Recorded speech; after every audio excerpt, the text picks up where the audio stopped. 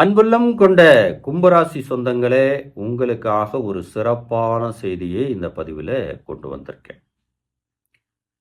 ஏன்னா இதுக்கு முன்னாடி கும்பராசி அன்புள்ளங்கள் எந்த கோவிலுக்கு சென்றால் உங்களுடைய வாழ்க்கை மாறும், அங்கே இருக்கிற கதிர்வீச்சு எப்படி உங்களுக்கு கிடைக்கும் என்பதை ஒரு வீடியோ பதிவிட்டிருக்கிறேன். அதையும் பார்த்து நீங்கள் தெரிஞ்சுக்கிடலாம்.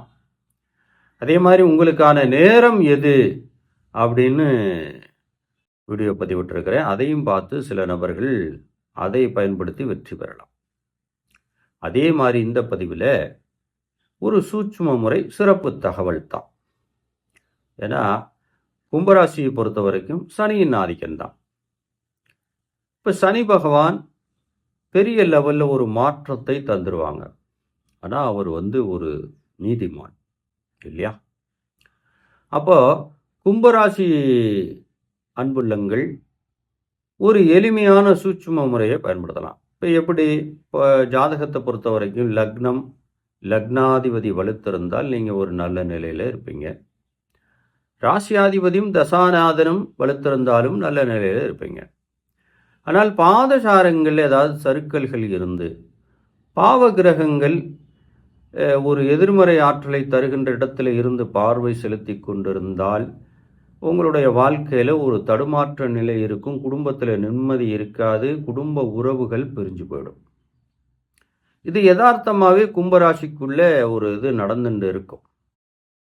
அப்போ உங்களுடைய சொந்த ஜாதகத்தை சரியான ஆளிட்ட காமிச்சு அதை துருப்பு சீட்டை நமக்கு சாதக சீட்டாக மாற்றிக்கிடணும். இதெல்லாம் ஒரு சூட்சும முறை. அதை சரியான ஆள்கிட்ட கணக்கிட்டு பார்த்துக்கோங்க.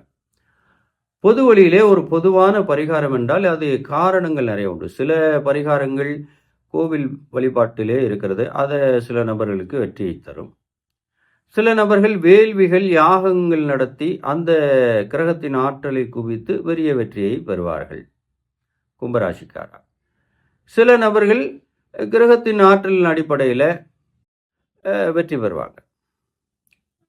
சில நபர்களுக்கு இந்த சூட்சும முறைகளை பயன்படுத்தி இன்றளவும் கும்பராசிக்காரா பெருங்கொண்ட செல்வத்தை ஈட்டி மனமகிழ்வோடு இன்றளவும் வாழுகிறார். இதுவும் ஒரு சூட்சும முறை.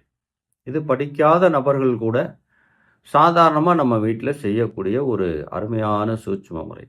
என்ன அப்படின்னா, பொதுவாக கும்பராசியை பொறுத்த வரைக்கும் சனி பகவான் தான் ஆதிக்கம் இல்லையா?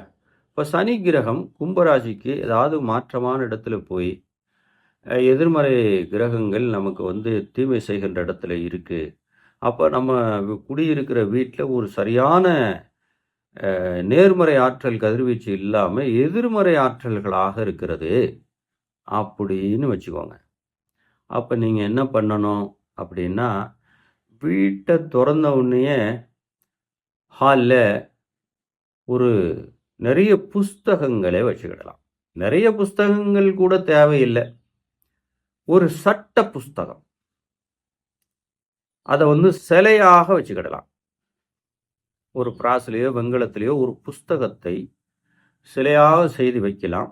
அப்படி இல்லைன்னா நீதி தேவதை, நீதிமன்றங்களில் இருக்கும் இல்லையா, அப்படி தராசோடு இருக்கும் நீதி தேவதை, அந்த நீதி தேவதை படத்தையும் வைக்கலாம் அல்லது சிலத்தை வைக்கலாம்.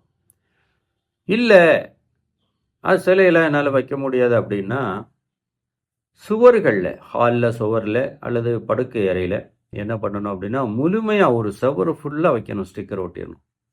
எப்படி?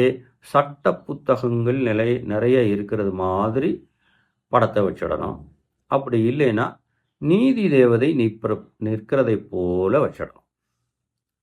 இப்படி வச்சிட்டிங்க அப்படின்னா உங்களுடைய பாக்கியாதிபதி ஆக்டிவேட் ஆகிடும். அப்படி ஆக்டிவேட் ஆகிடுச்சு அப்படின்னு சொன்னால் பெரிய வெற்றி, பெருங்கொண்ட செல்வம், குடும்ப நிம்மதி, அந்த குடும்பம் சந்தோஷமாகவே இருக்கும். இது சூட்சும முறை. ஏன்னா நிறைய வேள்வி பரிகாரங்கள் கோவில் பரிகாரங்கள்லாம் இருக்குது. இது போல் இது ஒரு சூட்சும முறை. தினமும் நீங்கள் தூங்கி இருந்துருச்சு அதை பார்த்தா போதும்.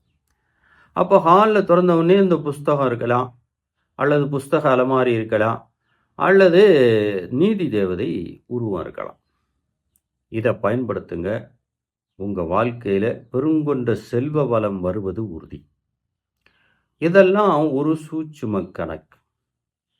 12 கட்டத்தில் பாக்கியாதிபதி உங்களுக்கு ஆக்டிவேட் தரணும். அதுக்குண்டான கிரகத்தின் ஆற்றல் அந்த வீட்டில் குவியணும். இது சூட்சும முறை. இந்த மாதிரி பயன்படுத்தி கும்பராசி அன்புள்ளங்கள் செல்வ நிலையை அடையலாம். ஏன்னா கும்பராசியை பொறுத்த வரைக்கும்